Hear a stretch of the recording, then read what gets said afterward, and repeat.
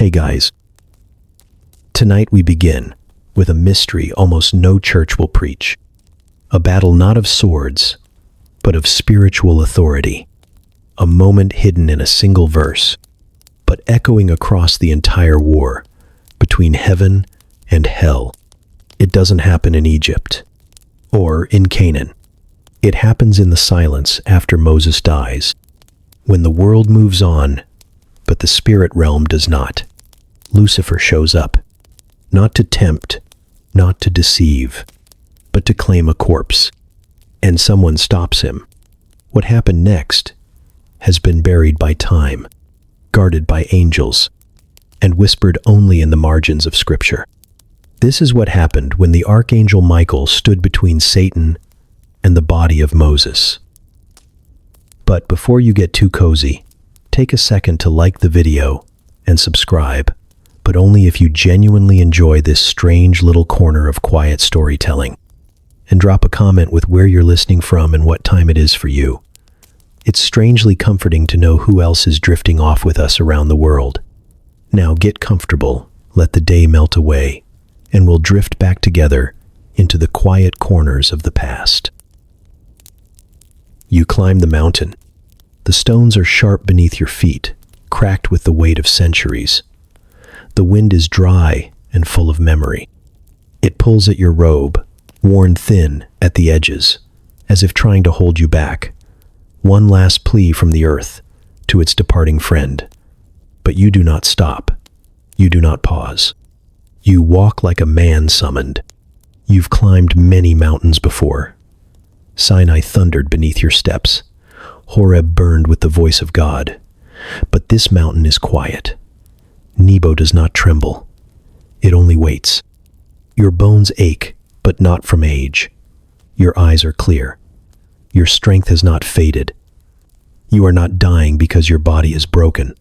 You are dying because God said so. You reach the summit. The sky is bruised with dusk.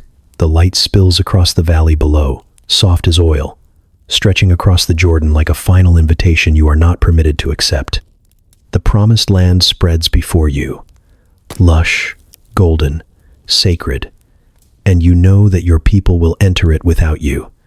You know it is right, and it still cuts. You watch the river curl like a silver serpent through the hills. You name the cities in your mind: Jericho, Bethlehem, Jerusalem. You see altars not yet built, kings not yet crowned, blood not yet spilled. You see the Messiah in shadows. The land pulses with stories unborn, and you are not part of them.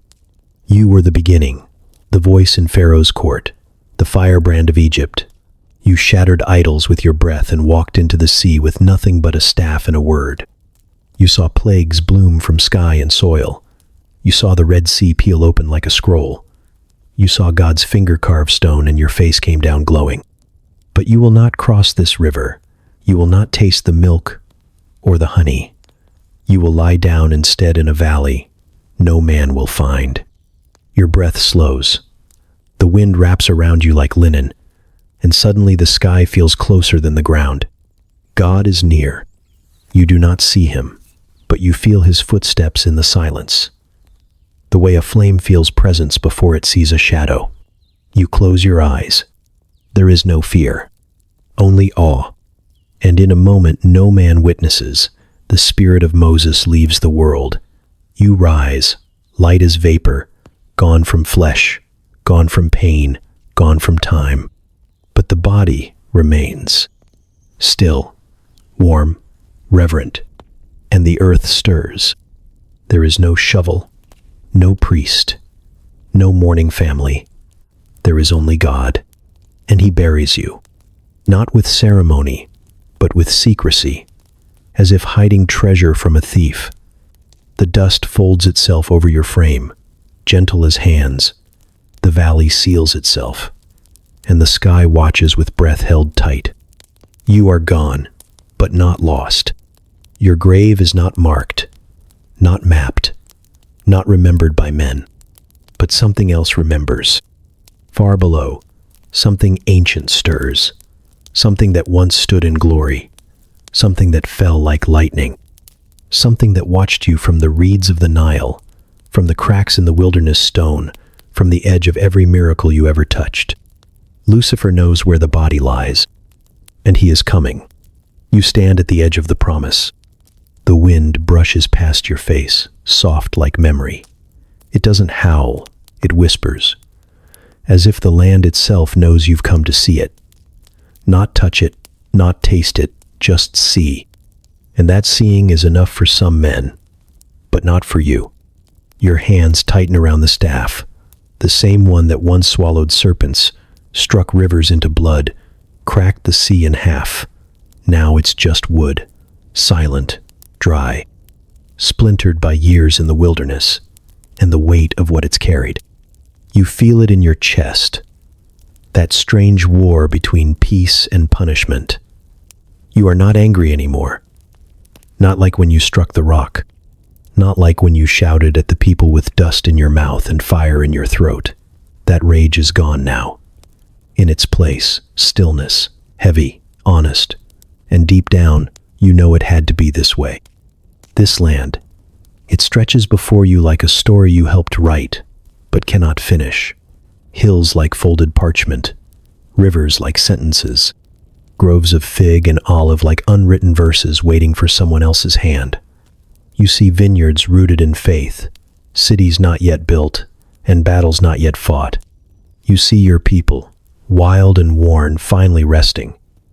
You see them laughing in the shade of trees they never planted.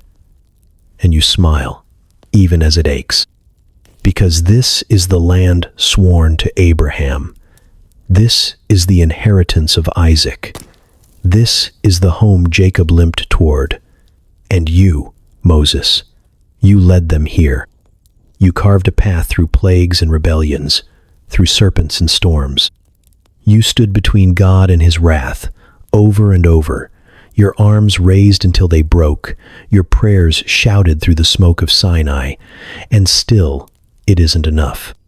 Because you struck the rock, because you let your voice carry pride where there should have been mercy, because even prophets bleed.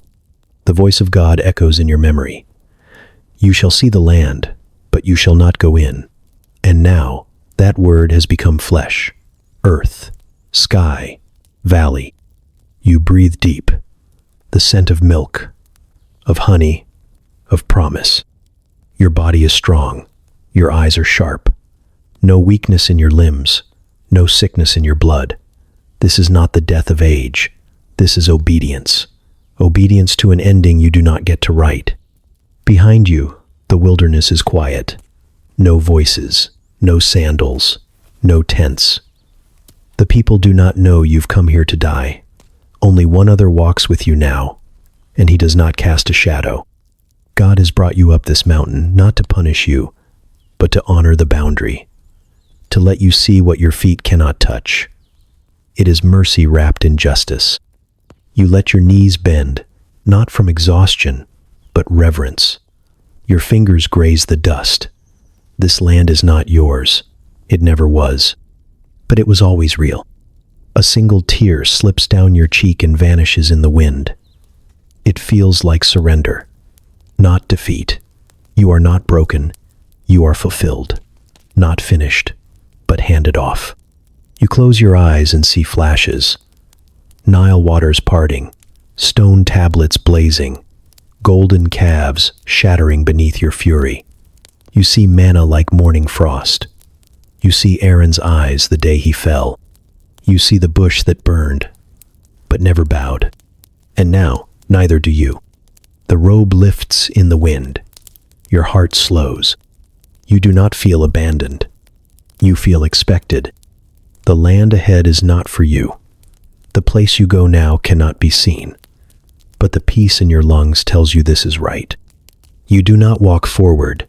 You fall back. And the sky stays silent. Because some stories are too sacred to be finished in the eyes of men. There is no fire this time. No smoke. No trembling stone. No commandments carved into tablets. Only silence, and the sense that something holy is near. You don't hear his voice in the sky or in the wind. You feel it in your chest, like a breath that isn't yours, like warmth pressed against your ribs from the inside out. It is not a sound, it is a knowing, and it comes with weight. This is how he says goodbye, not with spectacle, but with presence. You wait, not because you're uncertain. Moses has never been uncertain, but because you're still listening. You've lived your life listening, in the desert, in the fire, in the tent, on the mountain. And now, on this final summit, the voice that led you is still with you, but it says less now. Not because it has grown silent, but because it has already said everything it needed to say. You don't speak either. There are no words to offer, no protests, no bargains. You have made those before. This time, you understand. Obedience is not always rewarded with understanding, but it is always honored with presence. You feel him closer now. It is not light, not even peace. It's something deeper, like the first breath a child takes after birth, like the last tear a man weeps before death. It is joy that knows grief, and grief that knows glory. He doesn't tell you the land will be okay. He doesn't need to.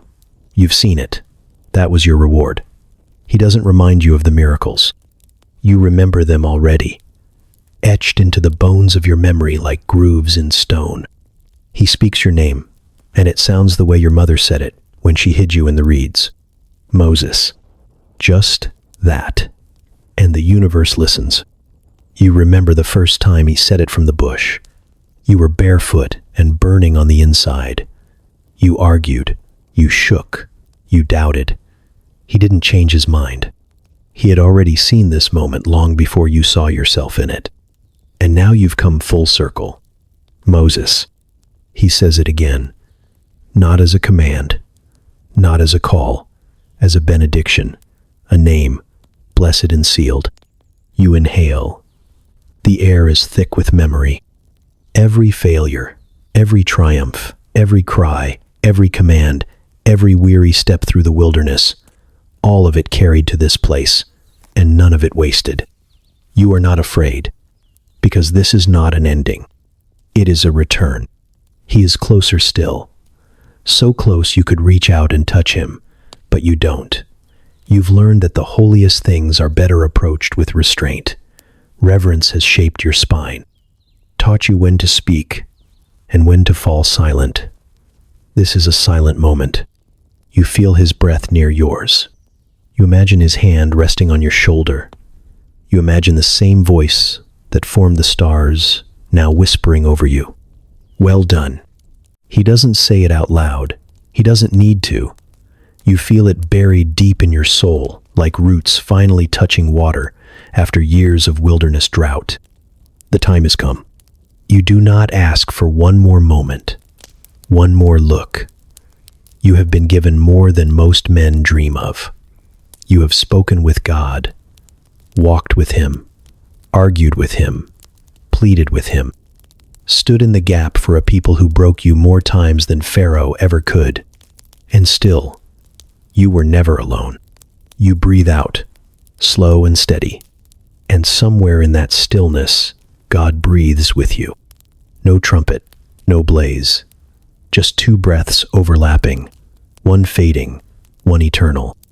And then the silence returns, but not empty, not cold, just full of everything that cannot be said.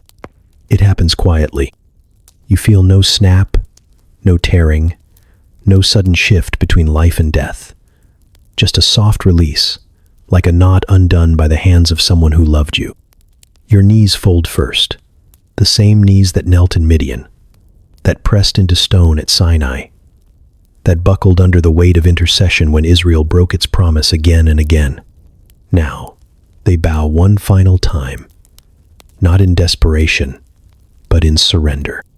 Your chest does not heave, it exhales, not like a man drowning, but like someone finally surfacing, like someone who has held too much for too long and now lets it go. Your staff slips from your grip and touches the ground beside you with a hollow clack. There is no thunder, no veil torn, just you, crumpling into the dust like a leaf in autumn, carried by the breath of God. And still, the earth does not move. Not yet. Your spirit lifts, slow and silent, unbound, unburdened. You do not look back, not because you are forbidden, but because there is no need. What was required of you is complete. What remains is not yours to carry. You rise, not upward, not downward, but inward, like being gathered, like being remembered by someone who never forgot. There is no confusion, no fear, only the sense that everything you were, clay, breath, lawgiver, son of Egypt, voice in the wilderness, has been folded into something eternal. And yet, your body stays. It lies there, curled among the stones, like a robe laid aside. No angel's trumpet, no priests gather, no nation watches. The man who parted seas and stood before Pharaoh dies alone on a mountain with no name etched in stone. But even the earth knows who you are. The ground, patient and ancient, begins to stir, not with violence, with reverence. It opens not like a grave dug by human hands, but like a door God formed before time ever touched sand. No shovel, no sweat, just the land itself making room for what heaven once held.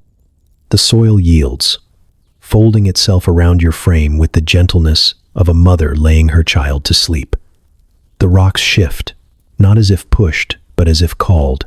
They understand. They remember.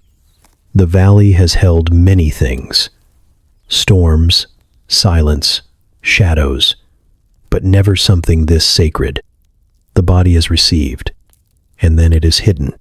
No marker, no monument, no pile of stones to say, "Here lies Moses." Because this grave is not for remembering. It is for protecting. The dirt closes over you without a sound. The wind continues to pass. The sky does not change.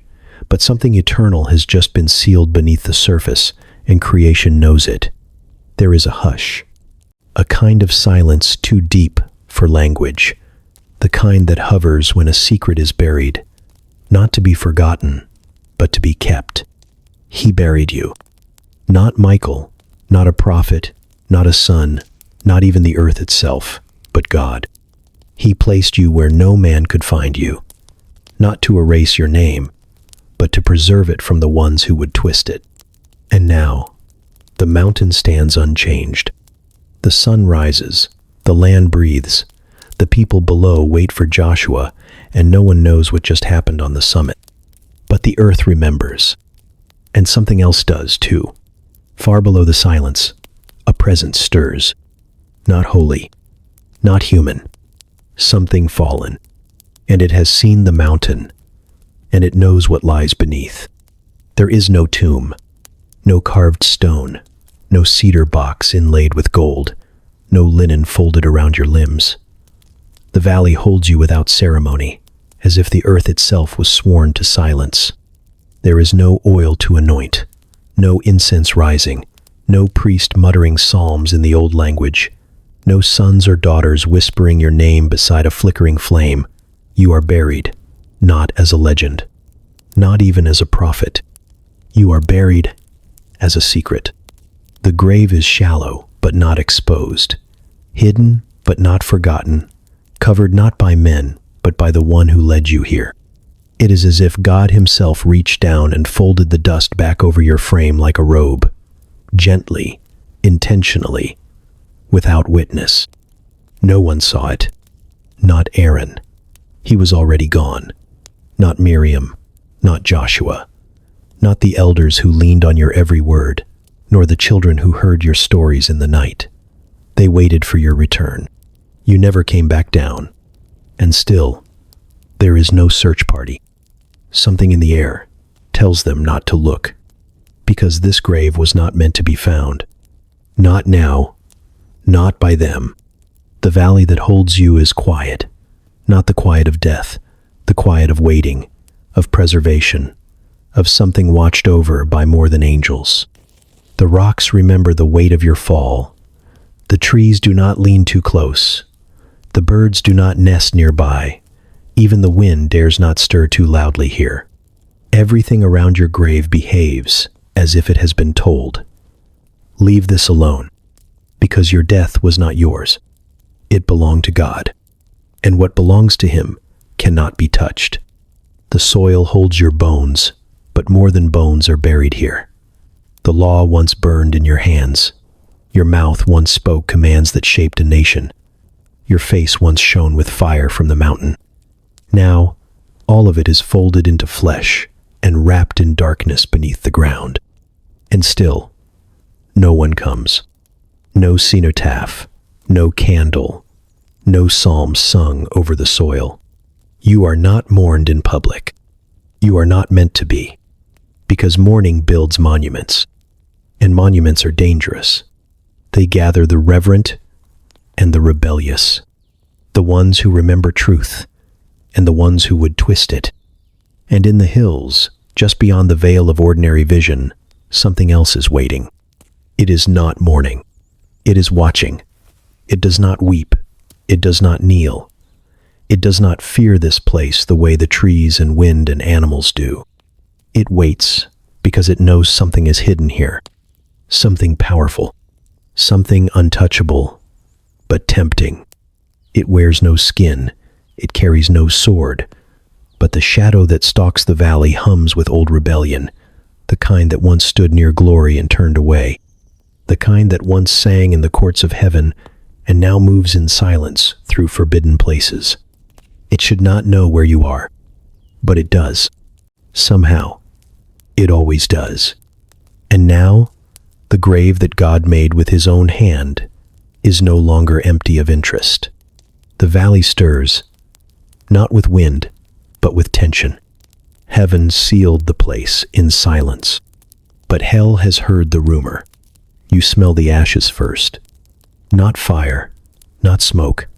Ashes, cold and settled, ancient, the kind that no longer rise, but cling to the ground like they've claimed it.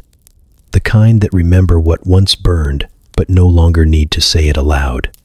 The valley doesn't shift, it recoils. The wind comes wrong. Sharp, sudden, unnatural. It doesn't blow across your face. It pulls, like breath sucked from lungs, too hollow to hold it. The trees don't bend, they brace. Leaves do not rustle, they scatter. Then the birds. They do not cry. They vanish. One moment, their songs echo in the cliffs above the hidden grave. The next, silence falls like a blade. Even the smallest feathered things know better than to remain when something ancient begins to stir. You feel it in your spine before you see anything. That crawling weight in the marrow. That pressure behind the ribs. The way light dims without cloud or reason. Not darkness, absence. As if the air itself has stepped back. Something is here. It does not arrive with fire or trumpets. No footprints mark the path. No voice declares itself. It moves like memory through the valley, familiar and wrong. You do not see it, but the valley does. The rocks, usually still, seem to settle deeper into the soil. The grass curls downward. Even the insects disappear, tucked into cracks and hollow places, as if holding breath. Then, cold. Not like winter, not like night. This cold is older, hungrier. It doesn't press against your skin. It passes through it. It doesn't chill the surface. It empties you. And still, there is no form, only a feeling, like something fallen. Lucifer does not always come with flame.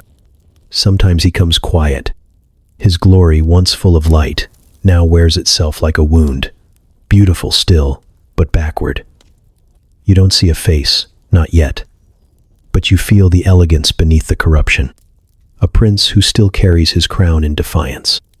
He walks without sound, and yet the valley hears every step. He is not searching. He is returning, not to honor, not to grieve, to claim.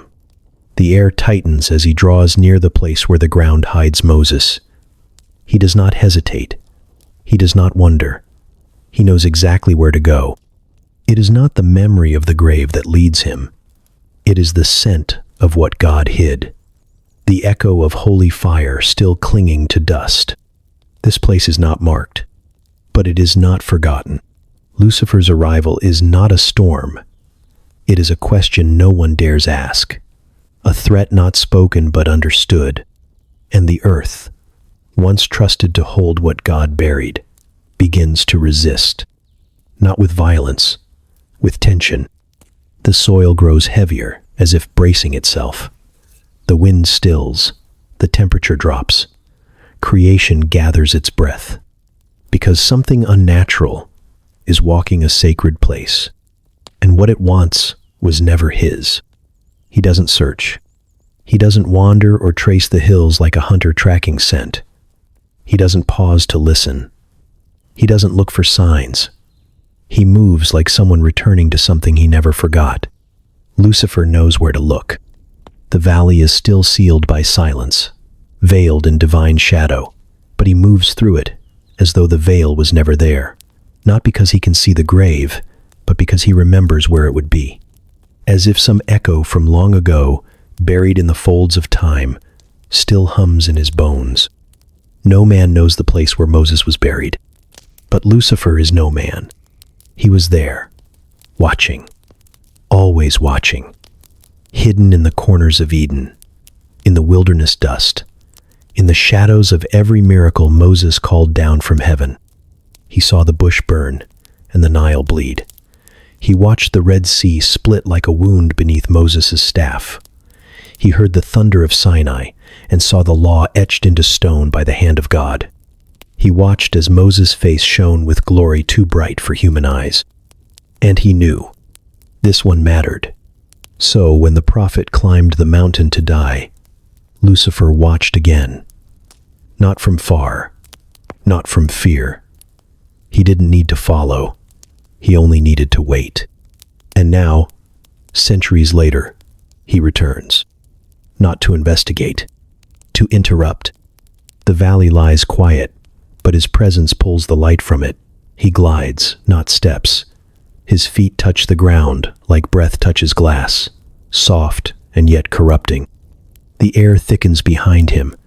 The plants wilt slightly. The color drains just enough to feel wrong. He glances once at the hills, not to orient, but to mock them. No host stands guard. No trumpet of warning, just silence, and beneath it, a grave. He stands above it now, the place where God buried his friend, the place no one else should know. Lucifer tilts his head, not in reverence, but in curiosity, not in hesitation, but in delight. His smile curves upward with ancient familiarity, as if to say, I found it. Of course I did. I always would. He lifts one hand, fingers long, beautiful, and wrong. The same fingers that once played songs before the throne, the same that dragged a third of heaven into rebellion, now reaching towards soil made holy by divine secrecy. He doesn't flinch. He doesn't fear. Because for Lucifer, knowledge is a weapon. And this grave, this hidden, sacred thing, is leverage. He isn't here to mourn the prophet.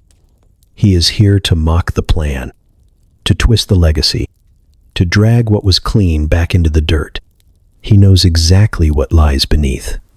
Not just bones, not just flesh, but a body marked by the glory of God, a symbol, a key, a vessel for prophecy, yet to unfold. Lucifer crouches slowly, one knee kissing the dirt. He breathes in the scent of soil soaked in presence. And he smiles again, because he knew where to look.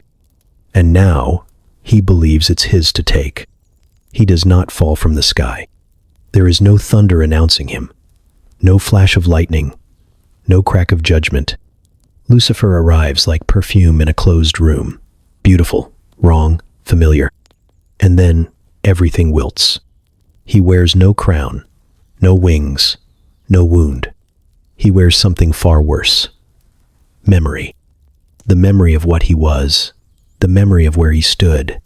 He walks through the valley like he owns it. But the ground knows better. It stiffens beneath him, resists under his weight. The wind will not wrap around him. Even the shadows pull away. And yet, he smiles. He does not rage. He does not shout. He glides, slow, elegant, terrifying. The remnants of heaven still cling to him like dust, an echo of light that never fully left. But that's what makes it worse. He doesn't look monstrous. He looks magnificent. Not the kind of beauty that comforts, the kind that deceives, the kind that promises and poisons in the same breath, the kind that fell in love with its own reflection and never recovered. His robes do not drag in the dirt. They hover, white, but not pure, silver, but cold. They shift like smoke, like oil poured into water, shimmering, hypnotic, wrong. He pauses at the base of a boulder, eyes narrowed, lashes too long, mouth soft with mockery. Lucifer does not look like a beast. He looks like a prince who misplaced his throne and decided to steal someone else's. And that's what this is. Not a visit, a theft, a claim he has no right to make. He stands over the hidden grave and tilts his head as if admiring it. The smile deepens, not joyful, amused. He knows the rules. He knows God buried the prophet. He knows the grave is not his to touch. But he also knows how to twist rules. He has always known.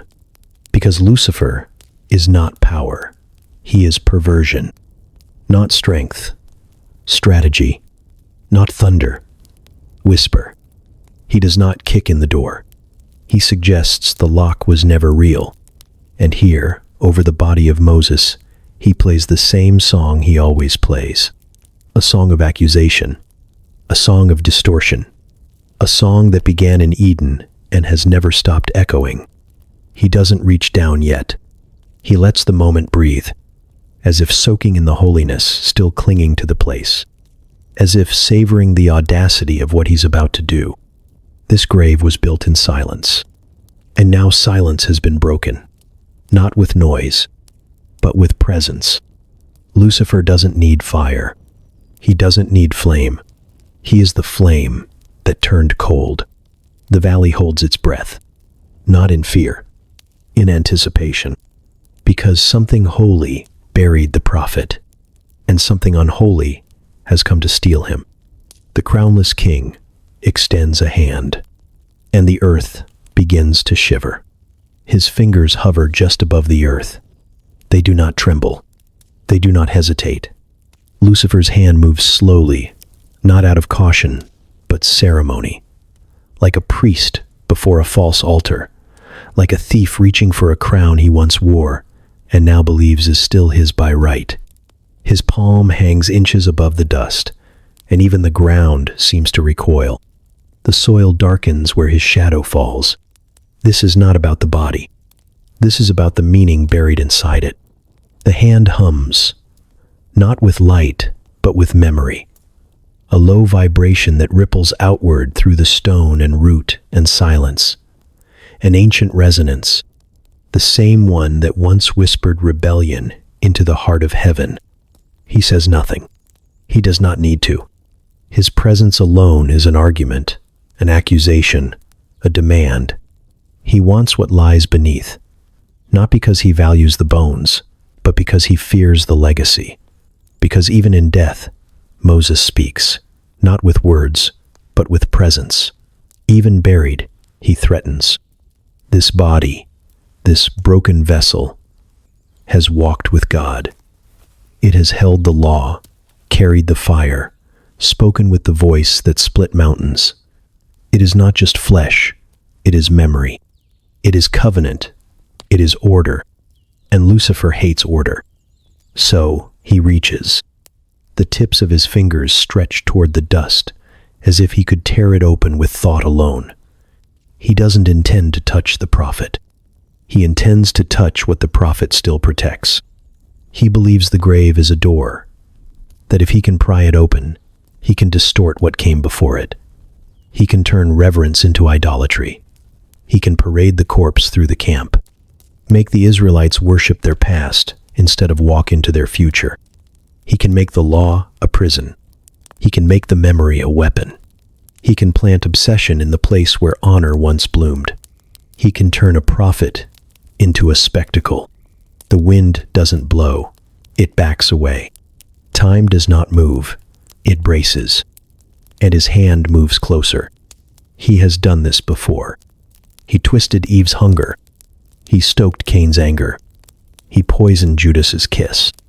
He knows how to reach past skin and seize the meaning.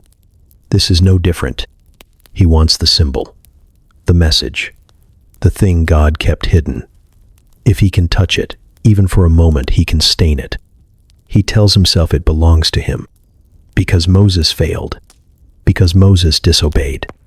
Because Moses struck the rock in rage and misrepresented the holy before the people. Lucifer builds his case with each inch. He speaks with no voice, but the claim pulses through his bones. This belongs to me. And still, he reaches. His hand lowers until only a breath remains between rebellion and the soil. A breath between accusation and desecration. A breath between the grave and the voice that buried it. Then, a silence sharper than sound cuts through the valley. Not loud, not sudden, but absolute. Lucifer's hand stops. Not because of force, because of presence. Something has arrived. His fingers stretch downward, slow, deliberate. The earth lies still beneath him. No tremble, no quake, just silence. But it is not an invitation. It's a warning. Lucifer does not feel fear, not the way mortals do. But something in this silence slows him. Something ancient, something familiar. He is close now, 1 inch from the dust, a breath from contact. But the air thickens, the gravity shifts, not against his body, against his will. The grave resists, not with flame, not with fury, with presence. The kind of presence that doesn't push back violently, the kind that simply stands and cannot be moved. It is not the resistance of earth, or wind, or angel. It is the resistance of ownership. Lucifer pauses, his eyes narrowing.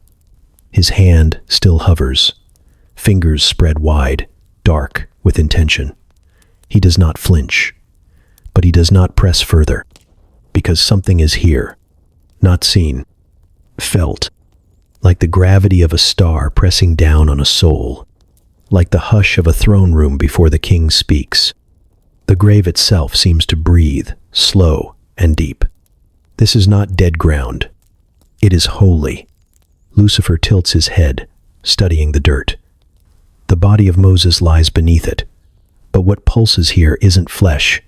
It's something sealed, protected, something not of this world. He reaches again, just a fraction closer, and the presence thickens. Not with anger, not with threat, but with authority. Lucifer's fingers twitch. For the first time, there is resistance. Not from without, but within. The pride that drives him forward stumbles. He can't explain it, but the soil beneath him feels already spoken for. Not claimed by man, not held by angel, buried by God. And God has not stepped away. Lucifer hisses, low and nearly silent, not in pain, in recognition. He's felt this before. In the heavens, before the fall. In the presence of the one who needs no sword to banish. The one who speaks, and it is.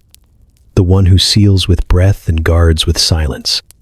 He tries again, his hand dipping, muscles coiled, thought sharpened like a blade. Still, the grave does not yield. Still, the dust says no. No barrier blocks him. No flame pushes him back. But the ground does not move. The meaning beneath it does not bow. Lucifer growls. His voice, if he used it, could crack skies. But here, it breaks against the stillness. He does not understand. This is just a body, just bones.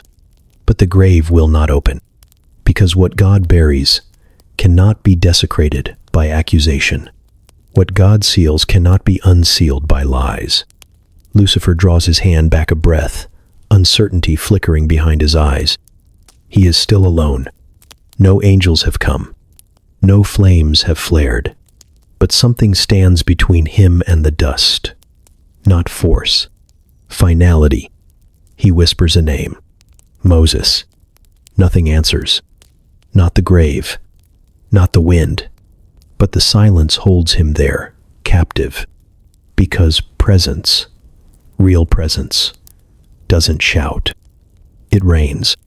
And in that shadow hovering over the body, he knows. He is not the highest voice in this valley. You hear the name before the voice. Not shouted, not sung, not declared with fanfare. It arrives like breath on still water, already present before it is noticed. Like thunder that never struck, yet somehow left the sky changed. Michael. The name does not echo. It anchors. It does not enter the valley. It reveals that it was here all along. Lucifer feels it before anyone sees it. A shift. Not in light or air, in authority. He straightens slowly, hand withdrawing just above the dust. Not out of fear, out of recognition. He knows that name too well. He turns, and Michael is there. Not descending, not approaching, just standing, already between the grave and the trespasser. As if he had always been, and only now, chosen to be seen. No wings flare, no sword gleams. His armor glows soft, like dawn pressing through smoke. His face is not fury, it is finality. Michael does not speak at first, because he does not need to. Lucifer's mouth curves, not into a smile, but something sharper. He does not step back, he does not bow, but his weight shifts, his presence tightens. And yet the air does not thicken with confrontation. It clarifies, because Michael has arrived like a verdict. Not an argument, not a witness, a sentence already decided. He carries no rage in his eyes, only knowing, only the echo of a throne higher than any angel has seen. Lucifer circles slowly, not pacing, coiling. He dares not speak first, but he dares not flee. His pride cannot leave the grave behind, but his past cannot ignore who stands before him. Michael has fought him before, in the stars, in the silence, in the wars above memory. And always, the pattern is the same. Lucifer moves. Michael stands, and something unspoken draws a line in the eternal sand. Still, no words, because presence speaks louder. Michael's hands do not lift. His blade does not leave its sheath, but the ground beneath his feet feels steadier. Even the valley, long silent, seems to breathe deeper. Lucifer narrows his eyes. He has spoken worlds into ruin. But here, in this valley, he waits. And then Michael speaks.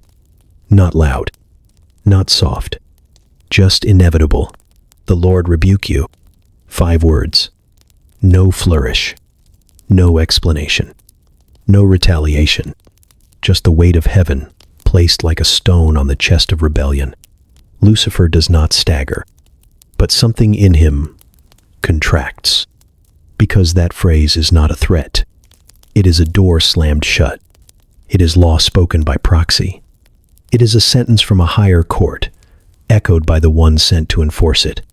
The silence returns, but it is no longer Lucifer's silence. It belongs to Michael now. The grave remains untouched. The body remains sealed. And the Prince of Rebellion stands, not defeated, but denied. And in that denial, he feels something worse than wrath. Irrelevance. Because Michael has not come to battle. He has come to end the conversation. He steps between the grave and the darkness. No rush, no clash of wings, no flash of steel. Michael doesn't need to draw a sword, because his presence is the weapon. He walks without sound, without spectacle, but everything changes around him. The air straightens, the ground finds courage. Even the silence dares to breathe again. Lucifer watches from his place near the soil, still and simmering. He does not retreat. He doesn't believe in retreat. But something behind his eyes tightens, because Michael has stepped into the space he thought was already his. And he didn't ask. He didn't announce. He just arrived. Like the sentence at the end of a long argument. Like the seal pressed into wax. Like the final breath before the storm turns back. Michael's feet touch the earth with the gravity of another world. He carries no fire in his hands. Only the memory of a throne no one dares to imitate. The light around him is soft, like morning breaking through smoke, but it casts no shadow, because this light isn't created. It's commissioned. Lucifer stands just outside its reach, not because he cannot enter, but because he cannot remain unchanged inside it. It is not heat that pushes him back. It is holiness. Michael says nothing at first. He looks down at the grave, not in grief, not in wonder, in recognition. He knows who lies there. He knows why. He knows what it cost, and what it means. This isn't just soil. This isn't just dust. This is a hinge in the story of heaven and earth, a prophet buried by God's own hand, a covenant waiting in silence, a future protected in bone, and Michael has been sent to guard it. He doesn't move like a soldier. He stands like a gate. Lucifer speaks. Of course he does. His voice is silk soaked in venom. He failed, he hisses. He struck the rock. He disobeyed. He belongs to death. But Michael doesn't argue. He doesn't list Moses' obedience. He doesn't recite scripture. He doesn't lift theology like a shield. He simply says, "The Lord rebuke you." And that is enough. Because Michael isn't here to convince. He's here to confirm. Lucifer recoils, not from Michael's might, but from what stands behind him. The throne, the verdict, the justice that does not need to shout. The light between them flickers, then grows. It does not burn. It reveals. Lucifer steps back, not defeated, denied. He fades, not vanishes, but withers in presence. And presence was always Michael's weapon. The grave remains untouched. The dust remains sealed. The legacy remains guarded. Because God did not send an army. He sent one, and one was enough. Michael does not speak again. He does not chase. He does not gloat. He turns slightly, facing the earth that cradles Moses. He stands like stillness given form, and above him the sky opens just a little, as if to say, "This is settled."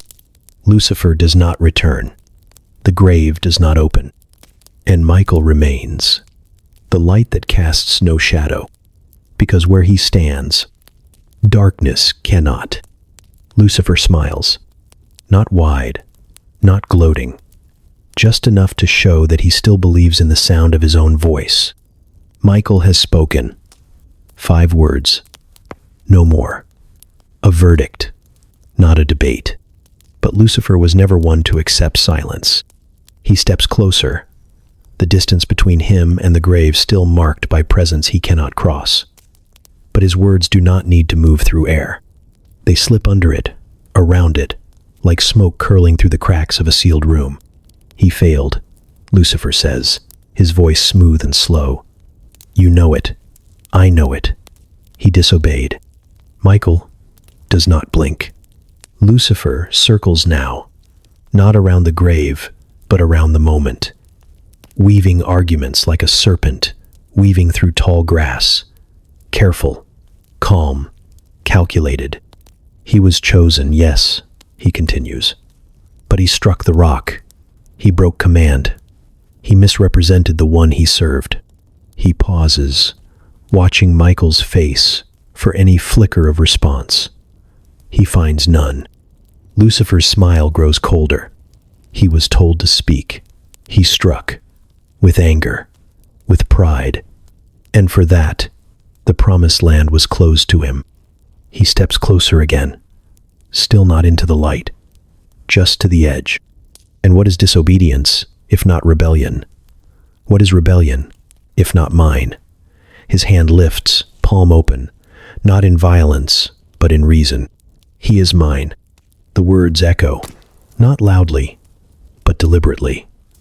The kind of echo that dares the silence to argue. Still, Michael does not answer. Lucifer's eyes narrow. He was buried in secret, not to honor him, but to hide him, because even your God could not let the people see the man who failed. He gestures toward the soil. You guard a corpse soaked in shame, a message of weakness, a prophet undone by his temper, and now you expect me to believe he's protected? His smile sharpens. Then let me ask, where is your sword, Archangel? Where is your fire? Where is the army that should surround the grave of such a man? He steps to the edge of the unseen barrier again, leaning into the presence that still won't let him pass. But here you are, alone. No flame, no chorus, no thunder. His voice dips, lower now. Just you, and me, and the bones of a man who belonged to both of us. He lets the silence hang there, heavy, like he's waiting for Michael to break. But Michael does not, because truth doesn't need to argue with accusation. Lucifer exhales, the smile dimming slightly. He isn't frustrated. Not yet, but his voice tightens. He was mine the moment he broke. That's how it works. You know that. He failed the people. He failed the promise. He failed your God. And still, Michael says nothing. Lucifer lifts his chin. Tell me I'm wrong. But no reply comes. Because authority doesn't justify itself to rebellion. It simply stands. Lucifer's smile falters then. Just slightly. Just long enough to feel the edge of something he hadn't planned for. Being ignored. He speaks again. Softer this time. Almost pleading. You cannot erase what he did. And Michael finally looks at him. Not with contempt. With clarity.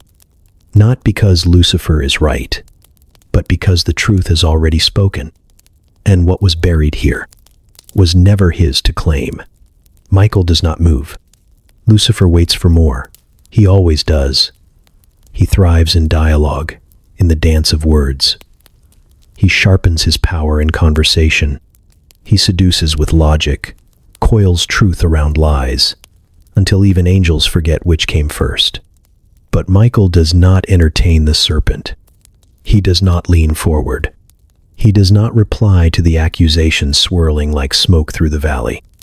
He just stands, unmoving, unmoved. Lucifer circles again, slower now, his voice dipped in persuasion, in venom polished with centuries of use. He offers theology, quotes law. He drips reason, like honey from his tongue. Still, nothing. And then, Michael speaks. Not loud, not soft, just final. The Lord rebuke you. That's all. 5 words. They don't rise in pitch. They don't flare with fire.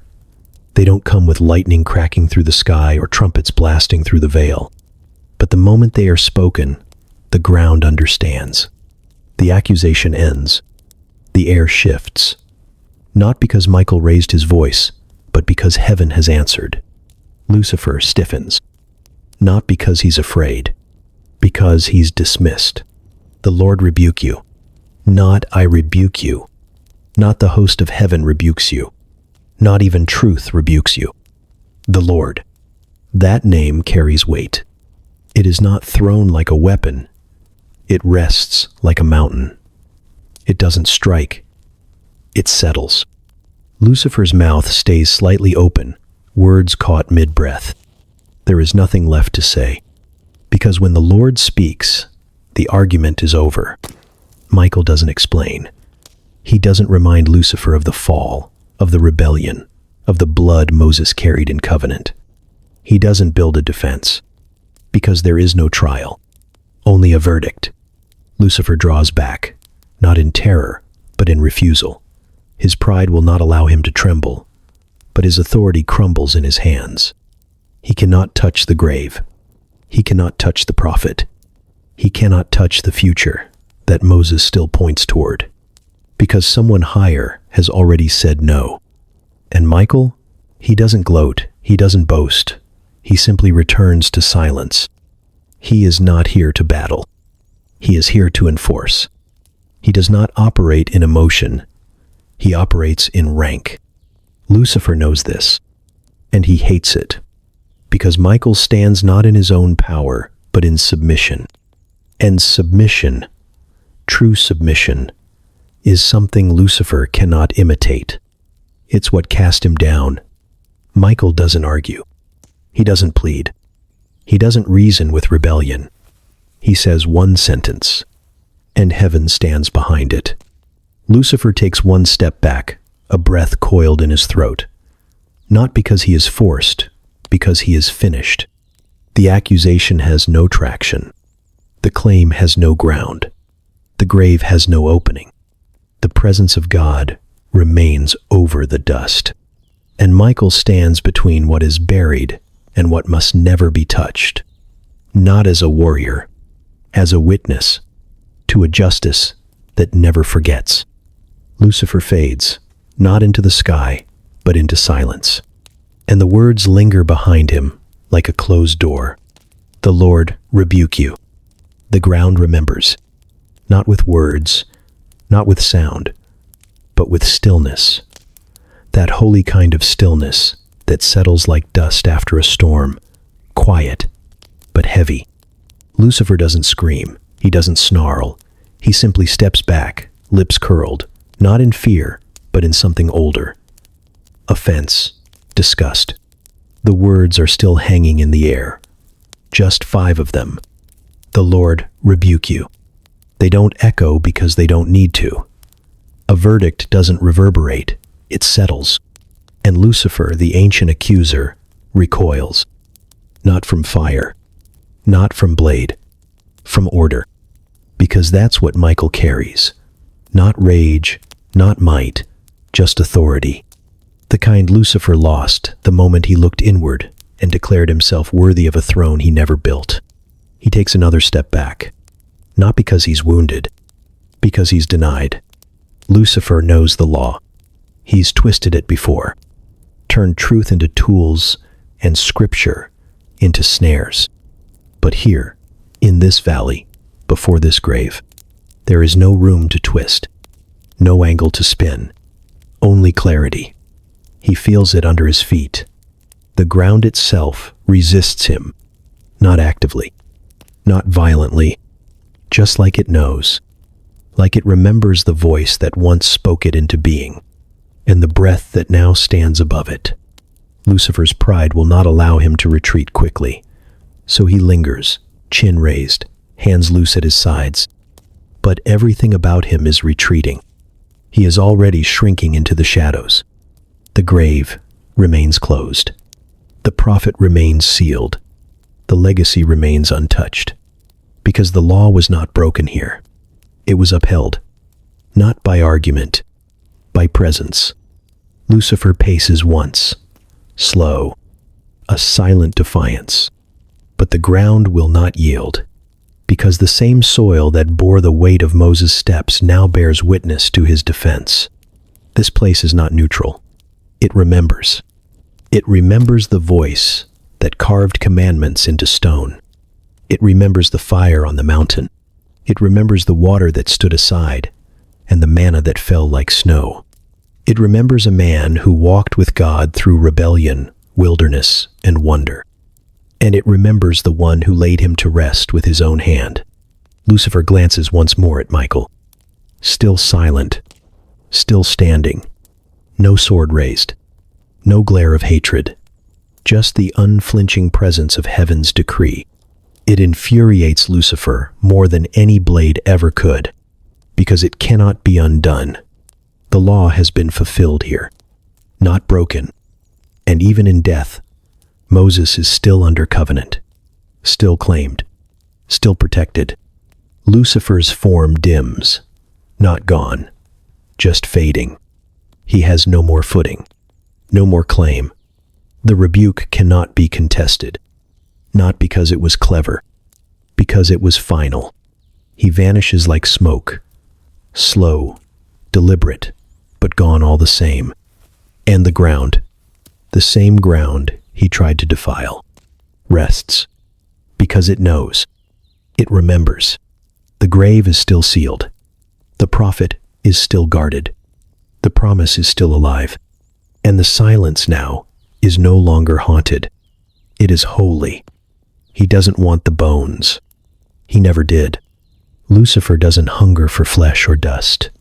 He is not drawn to the body because of its form. He wants what it means, what it stirs, what it threatens to become. He wants the legacy, because legacy, when defiled, becomes distraction. He stands in the valley of a grave he cannot touch, and all he can see is potential. Twisted, glorious, devastating potential. If he could take it, just for a moment, he wouldn't keep it. He'd display it, parade it, whisper rumors through the camp. Let the people know where Moses lies. Let their reverence become obsession. Let their grief become idolatry. Because a legacy lifted above the God it came from becomes a golden calf. And Lucifer knows how quickly people trade relationship for relic. He watched them cry for Egypt when the manna came too slowly. He saw them shape gold into a god because the real one took too long on the mountain. He's seen how short the human memory is, how eager it is to touch what cannot be held. And Moses? He was a bridge, a man who stood between God and man, fire and fear, commandment and mercy. If Lucifer could corrupt that symbol, even slightly, he could fracture everything that came after. He could turn a prophet into a monument. He could take a message meant to point forward and trap it in the past. The people would begin to worship where he died instead of remembering why he lived. They would come to the grave not to honor God, but to revisit glory. And nothing corrupts like nostalgia. Lucifer doesn't want to burn the story. He wants to bend it, because a bent truth is harder to recognize than a broken one. If he could hold Moses' body, he could claim something symbolic, that even those closest to God could fall far enough to be his. He could say, "Look, this is what obedience earns you. A forgotten grave, a silenced ending, a broken promise." And Israel would listen, not with ears, but with ache, with longing, with questions that cut too deep to answer cleanly. Lucifer thrives in questions, not the ones that seek, but the ones that accuse. He wants to plant a seed, not of power, but of pause. If he can make them hesitate at Moses' memory, they'll hesitate at the God who chose him. If he can make them ask why the prophet was buried in secret, he can make them doubt why they were ever delivered in the first place.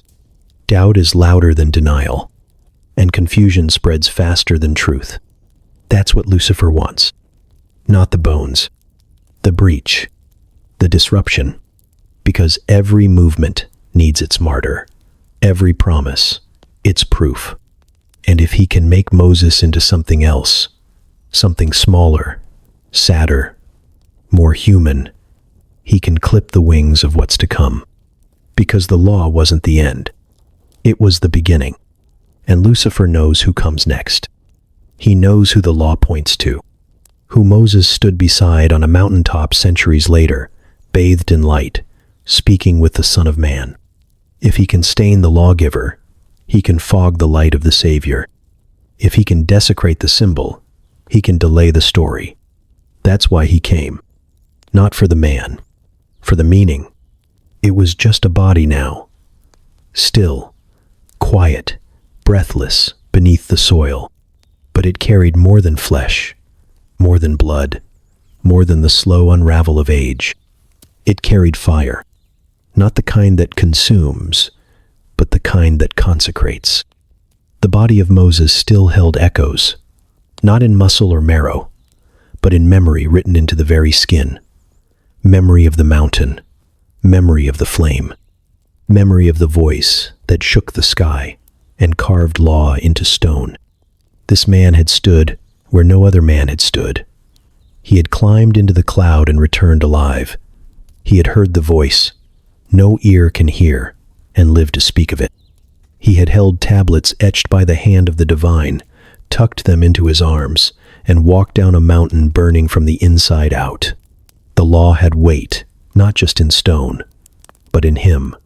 The commandments were not only carried in his hands, they had shaped his bones, carved lines into his face, changed the very color of his breath. And his face, God, his face, shone with a light too holy to behold. So bright the people begged him to cover it. So strange they feared the man who once split seas and shattered idols. Moses wore the afterglow of encounter, not borrowed light, breathed light, absorbed from glory, given back in silence. But that glory faded. That was the ache. He veiled it, not just to shield the people, but to hide the dimming, the soft retreat of what once was, the quiet proof that even holy moments pass. Still, the body remembered. The fire from Sinai, the voice in the bush, the dust of Egypt, the blood on the doorposts, the thunder of deliverance, the long ache of wilderness. He had carried it all. And in his final hours, he stood on a different mountain. Nebo, not Sinai, not with law in his hands, but with longing in his eyes. He saw the land he would not enter, the promise fulfilled, but not for him. And when he died, no one came to mourn. No priest to anoint him, no sons to bury him, no weeping crowds. Only God, the one who called him, the one who walked with him, the one who buried him. And the earth took him gently, but it could not forget what he carried. That's what made the grave holy. That's what drew the enemy to its edge. Because the story of Moses did not end in death. It pulsed still beneath the soil. The body lay in silence. But silence does not mean absence. It means awe. This was the man who stood in the breach when wrath burned hot. The man who saw the backside of glory and lived to tell it. The man who stood between God and a nation and held both in tension until his arms gave out. He was dust now, but dust that had touched eternity. Lucifer wanted that dust, not for what it was, but for what it once held. The law, the fire, the covenant, the weight of obedience, the proof that man could walk with God, even when the path was scorched with failure. The veil was gone, the light faded, but glory leaves residue.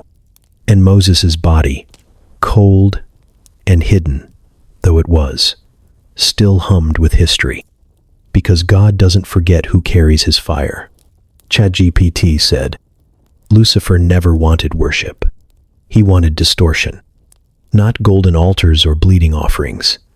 He didn't need incense or choirs or holy robes. He wanted something quieter, slower, something that looked holy but bent toward ruin. He wanted idolatry that didn't call itself idolatry.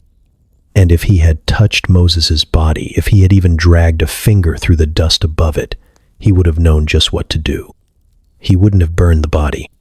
He would have built around it a shrine, a holy place, crowned in memory and wrapped in grief, something that looked reverent, something sacred but hollow. He would whisper to the people, this is where he rests. This is where the law lived. This is where you come to feel close to God. And they would come, not to worship Moses, but to remember him. And that's where it would begin. They would bring stones, candles, prayers once meant for heaven, now laid before dust. Not because they meant to, because it felt right. They'd bow to the story. They'd cling to the grave. They'd worship the way it used to be. And slowly, so slowly, they would forget that the man pointed beyond himself, that Moses stood in the presence of a God who did not need a mountain or a veil to be near. Lucifer knew how to feed that forgetting. He would convince them the power was in the place, not the presence. He would plant seeds of longing for what once was and make them miss what still is. He would bend their reverence until it became ritual. He would bend their gratitude until it became superstition. He would bend their awe until it became addiction. "Come to the grave," he'd whisper. "Here is where heaven touched earth." And that part would be true. But he wouldn't remind them that heaven still moves, that God still speaks, that the fire of Sinai wasn't meant to be contained in bones. He would keep them facing backward. He'd turn the tomb into a temple, not to Moses, but to memory. And in doing so, he would silence the future. Because a people obsessed with what God did cannot follow what God is doing. Lucifer's shrine would not be wicked. It would be beautiful, sacred, quiet, but hollow. And that was the point. He would remove the glory and leave the shape of it. He would trade the presence for a monument. He would replace covenant with nostalgia.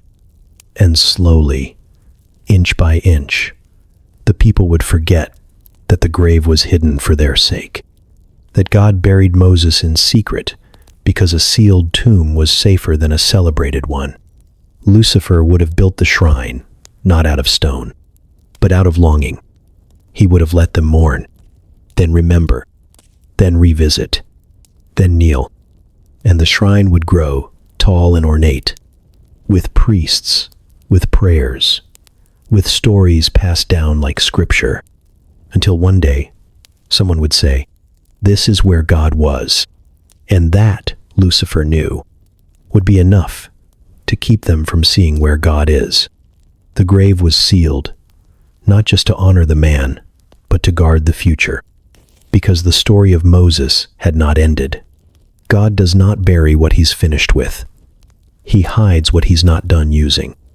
The prophet who led Israel out of bondage, the one who parted seas and shattered tablets, who stood in thunder and fire, and walked back down glowing, was not buried to be forgotten. He was buried to be preserved. Because one day, he would stand again, not in Egypt, not in Canaan, on a mountain, far from both. A different mountain, a different light. The Mount of Transfiguration, where the Son of God would reveal his glory, not in smoke and cloud, but in unveiled radiance. And beside him, Moses, alive, speaking, seen, not a memory, not a ghost, a man, recognizable, glorified, real. This is why the body had to be hidden, not to prevent worship, though that was part of it, not to protect legacy, though that mattered too, but because Moses was scheduled to return. Lucifer knew enough of prophecy to understand the threat. He didn't know how it would unfold.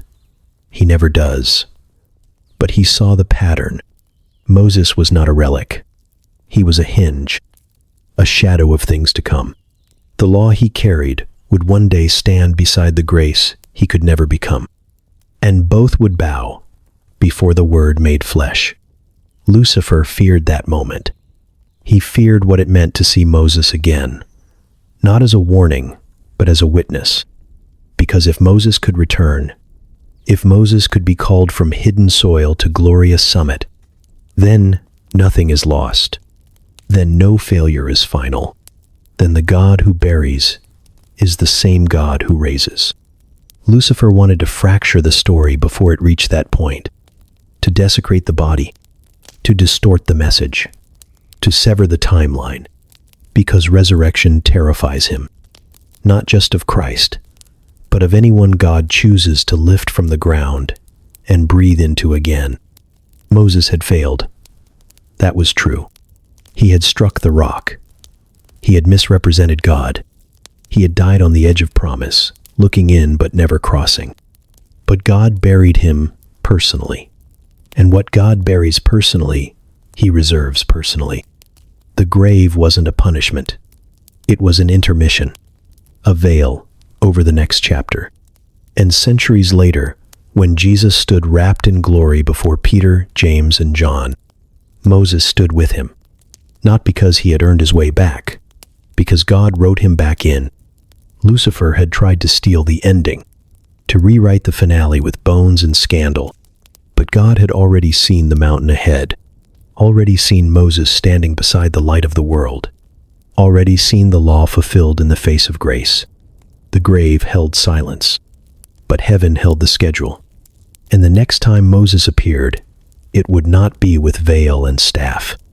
It would be with glory, not as the man who failed, but as the friend God never let go. The sealed grave was not a hiding place. It was a holding place, because Moses' story was never over. This was never about preservation, not the way men preserve, not like museums of marble and glass, not like bodies wrapped in linen, trapped beneath stones and dates. This was something else. This was prophecy under protection, a body buried not for memory, but for movement, for a moment still to come, for glory still unfolding. Moses lay beneath the earth, hidden not in shadow but in sovereignty. The silence over his grave was not mourning. It was intention, not the end of a story, but the cover of a sealed scroll waiting to be opened. Because this body, this breathless frame carved by wilderness and wonder, was not finished. Lucifer knew it. That's why he came. He didn't stumble upon the grave. He sought it, like a thief after an heirloom, like a saboteur trying to cut the thread before it reaches the next page. Because Moses was not just a prophet. He was a timeline. He was a sentence not yet finished. And Lucifer, who once corrupted time in the garden and tried again in the wilderness, came to interrupt the rhythm of God.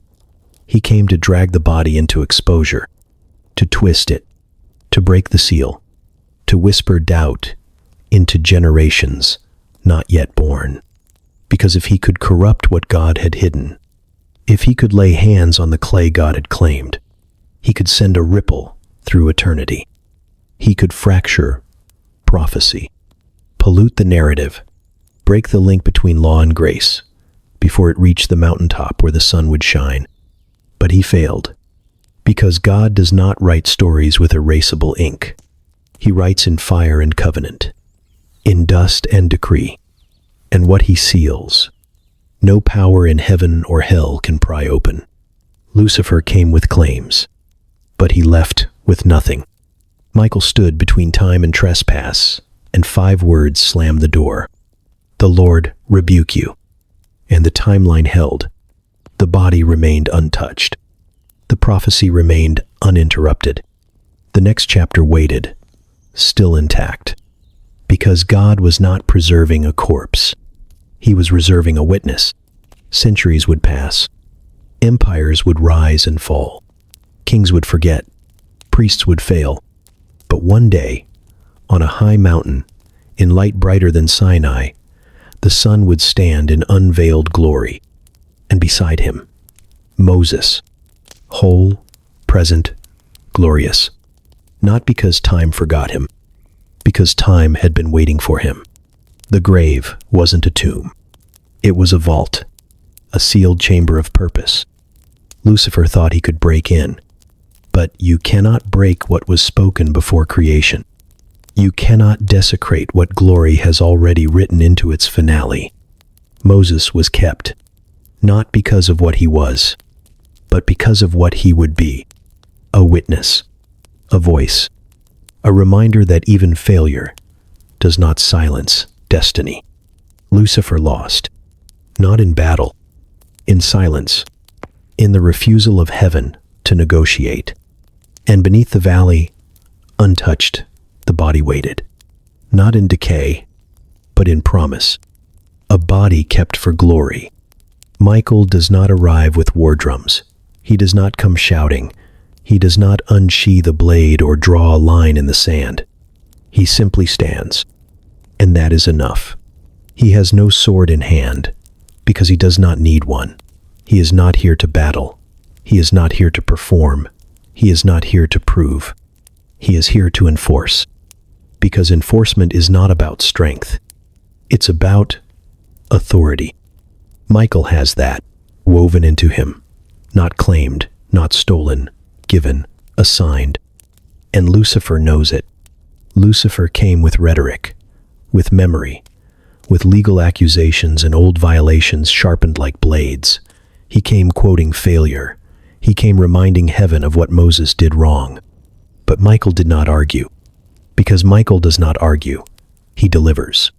He does not speak for himself. He is not an interpreter. He is not an advisor. He is not a strategist. He is the verdict in flesh.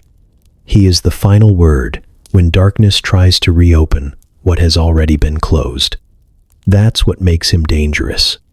Lucifer, once bright, once glorious, once full of song and mystery, stands a few paces from the grave, hands empty, heart full of venom. He has spun his case. He failed, he said. He is mine. But Michael's silence is louder than accusation. His posture, more complete than any rebuttal. Because Michael doesn't speak from emotion. He speaks from assignment. He does not cry out, "You're wrong." He does not raise his voice to heaven. He waits until the moment calls for it. And when it does, he speaks 5 words. "The Lord rebuke you." Not I. Not we.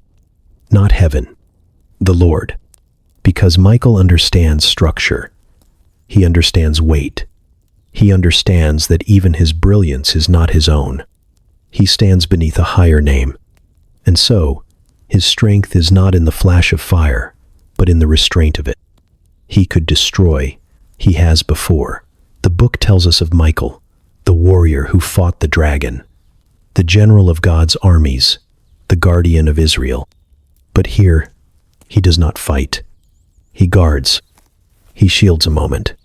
He stands between corruption and covenant, between desecration and destiny. Lucifer tries to provoke him, to drag him into debate, to bait him into emotional resistance. But Michael won't take the bait, because to argue would be to dignify the claim. To swing a sword would be to suggest the verdict was still open. To fight would be to say it wasn't already settled. But it is. He is not here to win. He is here to stand on the side of what has already won. The silence that follows his sentence is not awkward. It is sacred, because Lucifer has no answer for order. He knows how to battle. He knows how to corrupt. He knows how to divide, distract, and deceive. But he cannot undo a decree. And Michael, radiant, unmoved, remains still. Not because he cannot act, because he already has. The sentence is delivered. The trespass has been rebuked. The grave remains closed. And Michael remains. No sword in hand, because no sword is needed. When the authority of heaven has already spoken, he has fought before. You see it. Not in this valley, not in the silence between the grave and the light, but in something older, deeper, behind the veil of time, like a memory burned into the bones of creation. Revelation. Not a book, a glimpse. The dragon, the war, a moment when heaven wasn't silent, when thunder cracked not in weather but in will, when rebellion rose like a wave, and Michael stood. Then too, not with argument, but with authority. It wasn't symbolic. It wasn't metaphor. It was war. Lucifer rose once, brilliant and burning, with legions behind him and pride beneath him. He had been clothed in music, crowned in light. But something in him turned, and when it did, the notes curdled and the light bent backward. He wanted more than worship. He wanted the right to speak as if he were the source. And in that moment, Michael rose. No flare, no warning. Just divine order, standing against cosmic arrogance. It was not a close battle. Revelation 12 says it plainly. Michael and his angels fought. The dragon and his angels fought back, but they did not prevail. Because rebellion can scream, but it cannot stay. Lucifer fell like lightning, not because Michael hated him, because heaven would not bend. This valley, this grave, it is not their first meeting. Lucifer knows the weight of Michael's presence. He has felt it before, not like wind, like gravity, like judgment dressed in restraint. And here, now, in Moab, the grave of Moses behind him, he feels it again. Michael has not changed. Still unshaken, still silent, still loyal, not to victory, but to truth. Lucifer has changed. His beauty decayed, his voice now soaked in accusation. He wears no crown, only scars stitched with old pride. But he tries the same tactics. He reasons, he demands, he recites the past, as if he still has the right to interpret it. And Michael? Michael watches. He is not nostalgic. He does not remember Lucifer with grief. He remembers him with accuracy. He remembers the throne Lucifer tried to touch, the angels he deceived, the time he stood just close enough to the edge of glory to think he could replace it. He remembers casting him down. And now, here again, Lucifer reaches, not for a throne, but for a grave. And once again, he is met with the same resistance. Not louder, just absolute. Michael doesn't bring up the past. He doesn't say, "I've defeated you before."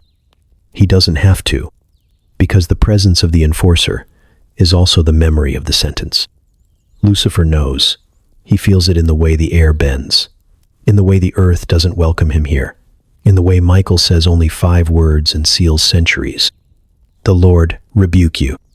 It echoes, not because it's loud, but because it's layered. It carries the first fall with it, the thunder from Revelation, the silence that followed the war in heaven, the trembling aftermath of divine correction. Michael has fought before. He has cast the serpent down once.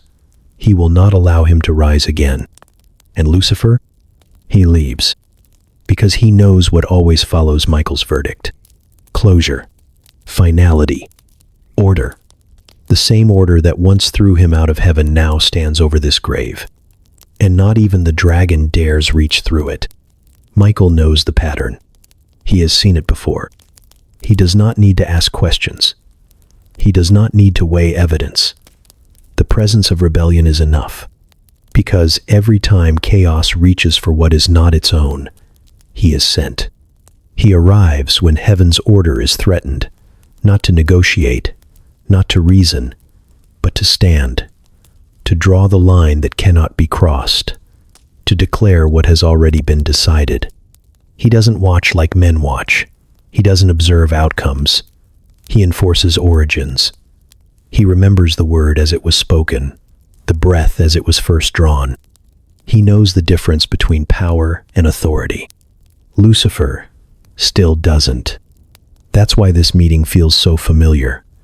Not just because they have met before, but because the script hasn't changed. Lucifer reaches. Michael answers.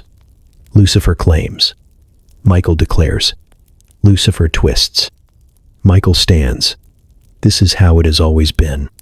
From the garden to the throne room, from the stone tablets to the sealed tomb.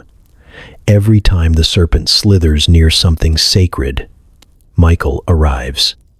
And he never comes early. He never delays. He arrives exactly when heaven intends, right when rebellion thinks it might succeed. Lucifer still believes there are moments heaven forgets, that maybe this time the silence means permission.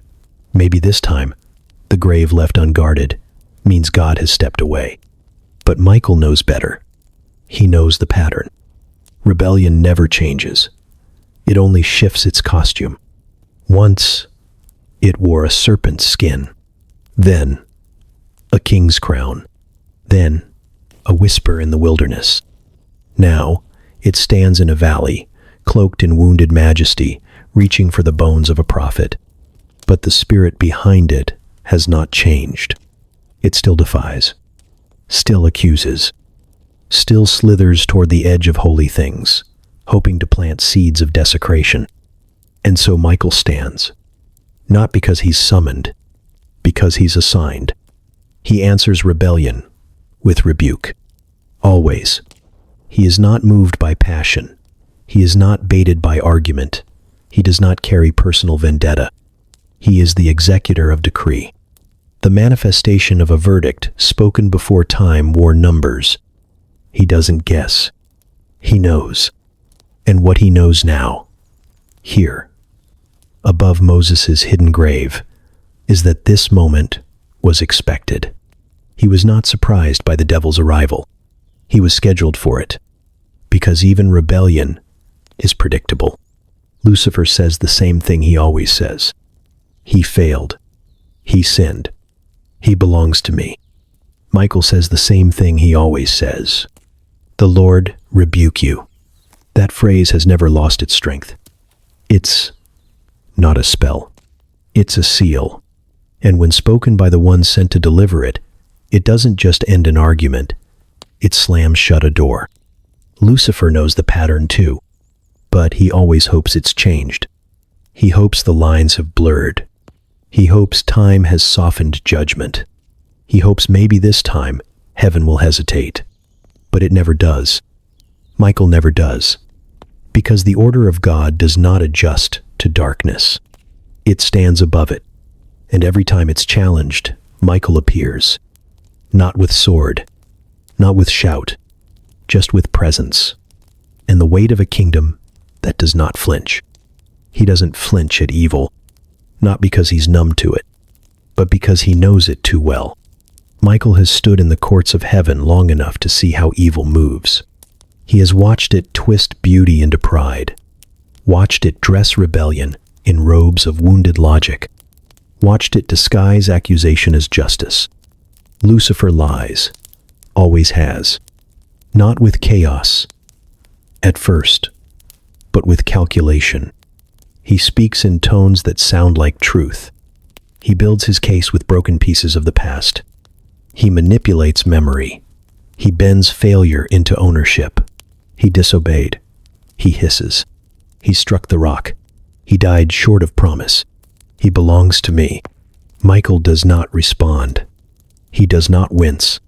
He does not shift his footing. He does not weigh the accusation or offer rebuttal, because the verdict is older than the voice.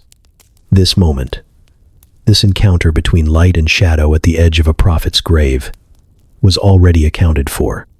Michael does not react. He delivers. That is his assignment. He is not the defender in a courtroom. He is the echo of what the judge already said.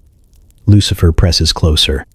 He leans into silence the way serpents do, sliding through stillness, looking for weakness.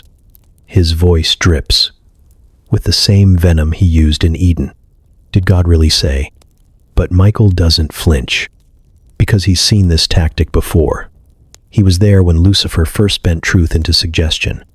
He watched the lie wrap itself around Eve's ears like honey. He watched Cain bleed his brother into the ground. He watched the tower rise in Babylon, stone by arrogant stone. He's seen evil before it has a name, and after it has a crown. So when it speaks now, over a body wrapped in glory and sealed in silence, Michael does not blink, because lies only work on those unsure of what's true. Michael is not unsure. He knows who Moses belonged to, even in failure, even in exile, even in death. Lucifer speaks like a plaintiff, but the case is closed. Michael doesn't debate, because the king has already spoken. And so he says 5 words. No more, no less. The Lord rebuke you. He does not add his own voice to the sentence. He does not decorate it with explanation or threat. He does not stoop to Lucifer's level, because Lucifer's level is always beneath truth. And when the words fall, They do not echo with thunder. They settle, final, immovable. Lucifer snarls, but snarls do not reverse verdicts.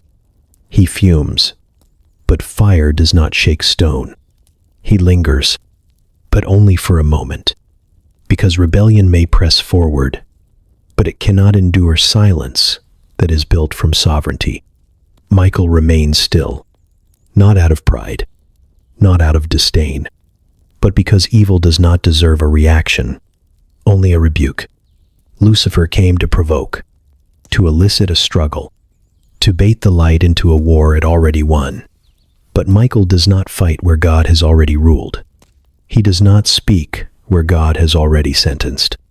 And he does not flinch, because evil may accuse, but the grave still belongs to heaven. You begin to understand, not all at once, not with sudden revelation, but slowly, like morning light, soaking through the edge of a tent flap, like the hush before the dawn begins to speak. This isn't about Moses. It never was. His name was just the surface, his body just the excuse. The soil beneath him still carried the scent of holy ground, but the weight pressing into this valley is older than the man buried here. This is about order, about a structure deeper than law, stronger than fire, something set into place before dust ever formed bones, before stars ever spun in orbit. God speaks in sequence. He moves with rhythm. He hides things, not because he's cruel, but because some things are too sacred for open air. And when God hides something, it is not lost. It is protected. This is about that protection. Lucifer doesn't come for Moses. Not really.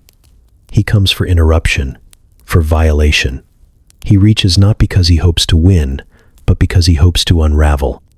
Unravel trust. Unravel timing. Unravel grace. Because Moses, flawed, chosen, buried by God, represents something dangerous to darkness, mercy sealed in sovereignty. Lucifer wants that seal broken, because if God can bury a failed man in dignity, then hell has no leverage. If God can preserve the vessel of broken covenant and still call it holy, then accusation loses its teeth. And that is what this moment is really about. It's not about the prophet's bones. It's about what those bones still speak, not in words, in witness. The man who struck the rock, the man who burned with anger, the man who begged for glory and received only the back of it. God called him friend. God called him faithful. God buried him with his own hands. And that is the scandal Lucifer cannot tolerate, because rebellion can't survive in a world where grace has the final word. Lucifer wants justice to be cold. He wants the story to end with failure. He wants the law to choke the man who couldn't keep it. But here lies Moses, failed, forgiven, and hidden. And now you begin to see the pattern, the pulse, the wisdom that cloaks itself in silence. This is about grace. And grace is not soft. It is not passive. It is not blind. It is a shield God throws over the things he calls his. And when hell demands what grace has already claimed, heaven does not argue. It rebukes. You look at Michael now, not as a warrior, but as a wall. Not fighting, just standing.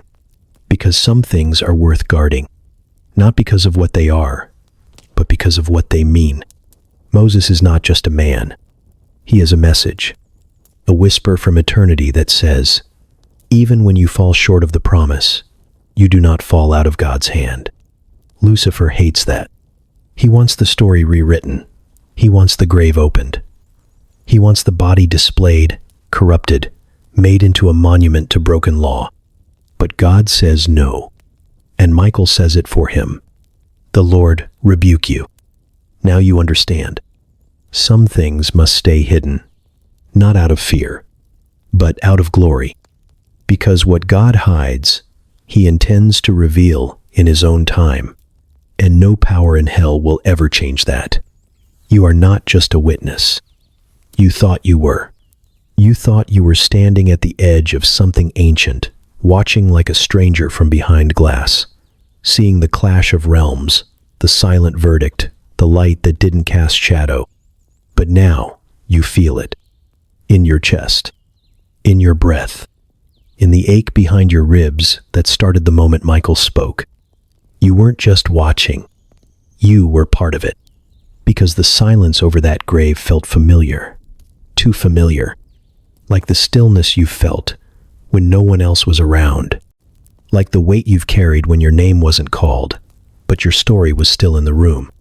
You see Moses, and somehow you see yourself. Not in his strength. Not in his miracles. In his failure. In the ache of standing on the edge of promise, seeing it, but not stepping into it. You feel that. You've lived that. Dreams just out of reach. Moments where the rock struck back. And yet, God still called him friend. Still buried him. Still sealed the grave with his own hands. And something in you begins to loosen. Something old. Heavy. The kind of guilt you stopped naming years ago. Because if Moses was protected, maybe you are too. If heaven stood between a grave and the hands of accusation for him, maybe heaven still does that now. Not for prophets. For people. For you. Lucifer's voice, the one you heard whisper in your own thoughts. You failed. You blew it. You don't deserve to be used. That voice meant something immovable. The Lord rebuke you. And when Michael said it, you felt it in your bones.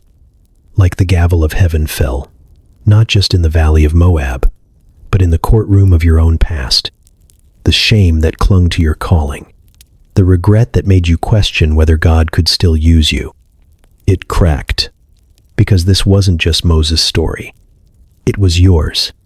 You are not just a witness. You are the defended. The one hell still tries to accuse. The one heaven still chooses to protect. The grave wasn't just about a prophet. It was about ownership, authority, covenant, and you belong to the same covenant. You thought this was ancient history, but it's present truth. Now, breathing, alive in your very skin, you feel the silence of that mountain in your own silence. The moments no one saw you. The seasons where it felt like you'd been buried before you bloomed. But now, you see it. That wasn't abandonment. It was protection. God wasn't done with Moses, and he's not done with you. The enemy came for what God had hidden. He still does. But every time, heaven stands between. Not with explanations. Not with arguments. With authority. You feel it now. In the stillness. In the presence. In the way your heart is steadying again. You are not just a witness. You are proof. That grace protects. That order stands.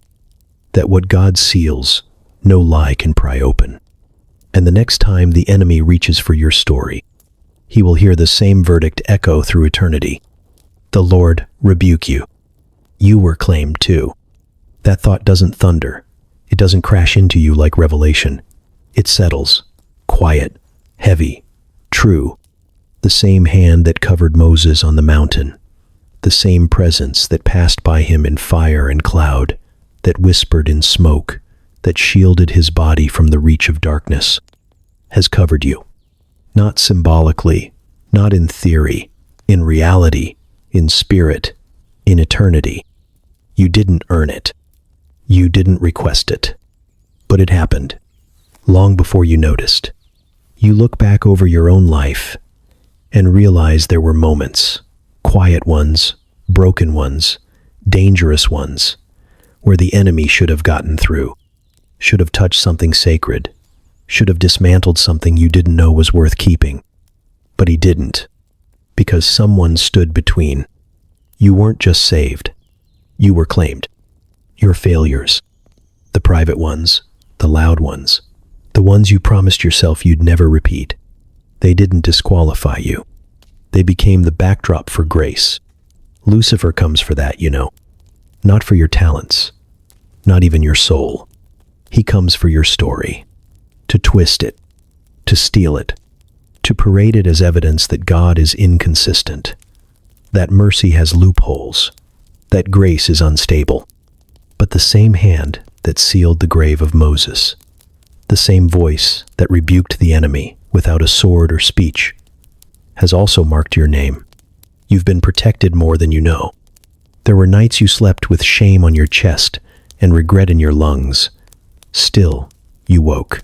Still, breath. Still, purpose. Because you were claimed. Not because you were holy, but because He is. Your body, your weary, aging, breaking, beautiful body, was knit together with intention. You've carried pain in it, desire, sickness, joy, loss, and still, it's His. Still, He covers it. Lucifer knows the weight of what a body can carry. He saw it in Moses. The law, the fire, the glory that once shimmered beneath skin. And He sees it in you.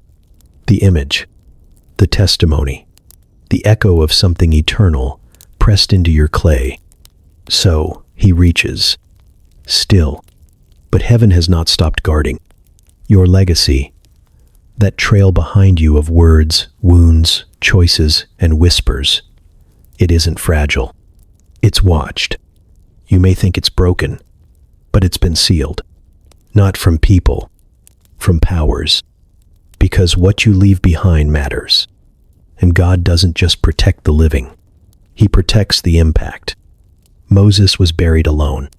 No monument. No priest. No oil.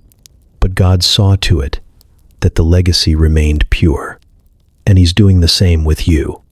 Every step, every breath, every decision that didn't go how you prayed, it would. Still His. Still held. Still covered. You were claimed too.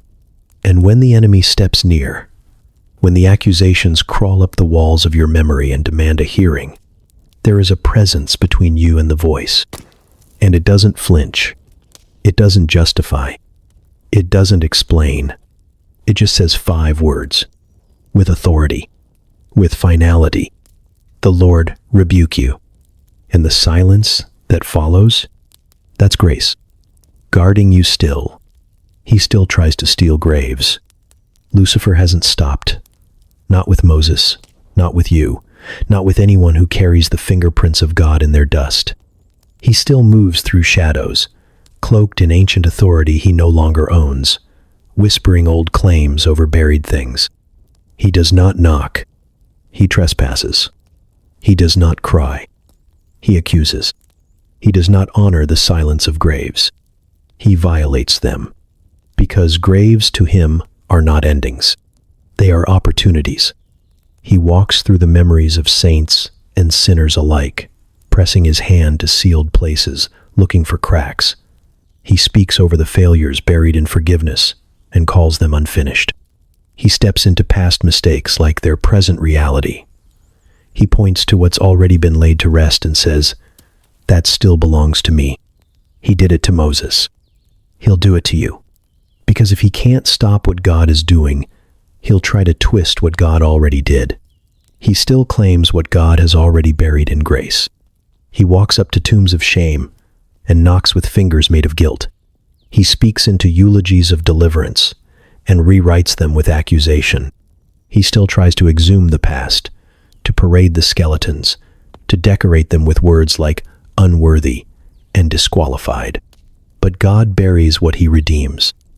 And what God buries stays buried, not hidden from healing, hidden from hell. The blood that covered your sin didn't just erase it. It sealed it. It declared, "This no longer belongs to darkness." But Lucifer still lies. He tells you that your past disqualifies your present, that your failure is louder than your future, that your legacy is built on broken bricks. He comes not with force, but with familiarity. He uses your own memory against you. He quotes your lowest moments like scripture. He doesn't need chains if he can stir up shame. He still tries to steal graves. But every time he reaches for what has been laid down in covenant, he is stopped. Not by might, not by angels with swords, but by a verdict. The Lord rebuke you. The same rebuke that echoed over Moses' silent valley still rings across your soul. The same authority that defended a prophet's legacy defends yours. Because God doesn't bury things to forget them. He buries them to protect what's coming. The past has no claim when grace has spoken. Lucifer knows that. That's why he keeps trying. He can't stop resurrection, but he'll try to ruin the memory. He can't drag you from God's hand, but he'll try to convince you you're still unclean.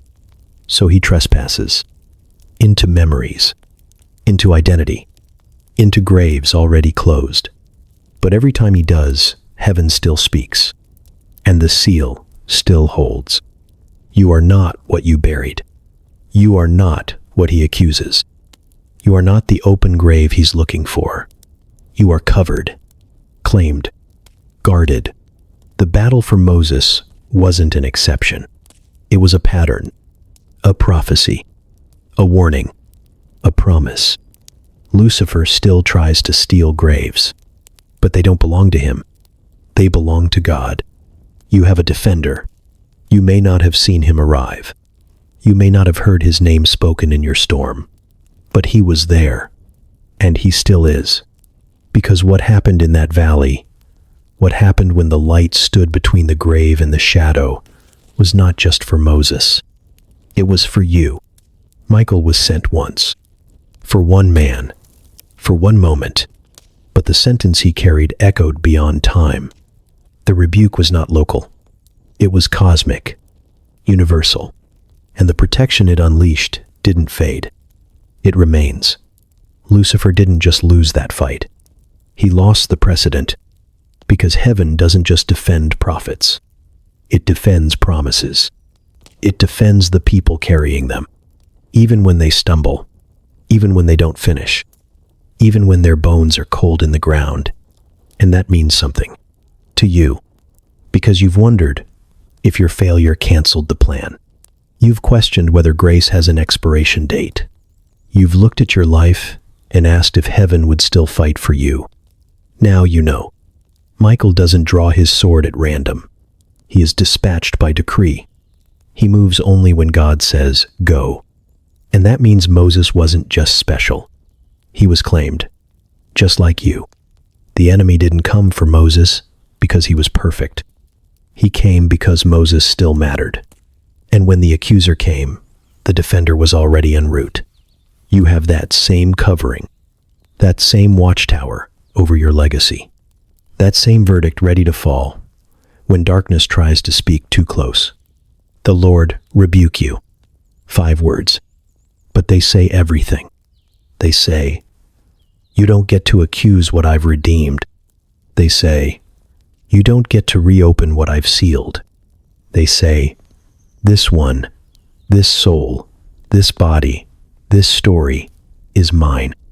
Lucifer still speaks over your life, still circles the edges of your mind, still whispers through old regrets and closed doors.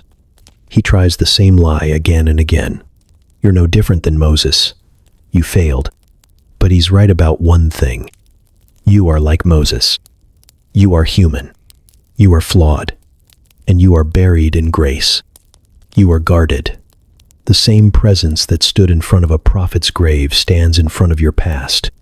The same silence that stopped hell from reaching forward is the silence that wraps around your name. You have a defender, not one who shouts, not one who argues, one who enforces, because what God has covered, no lie can uncover.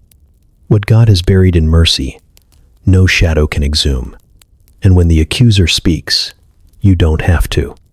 You don't have to perform. You don't have to explain. You don't have to relive every moment that made you feel disqualified. Your defender speaks for you. The Lord rebuke you. That was enough then. It is enough now. You were never standing alone. You never will. You have a defender, and his presence does not waver, not in valleys, not in silence, not even in death. Even in death, you are his. You lie down, not in fear, not in regret, but in the slow surrender that comes when your time is done and your name is still held. Like Moses, you feel the wind slip past your skin one last time. The sky above you does not weep.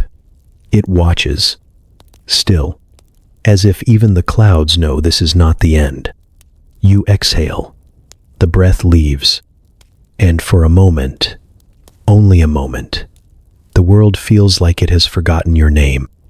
But you are not alone. The valley is not empty. The silence is not vacant. There is a presence. Still, radiant, unshaken. Because even here, in the space where breath ends and eternity begins, he is already waiting. He does not come rushing. He does not panic. He arrives as he always does, on time.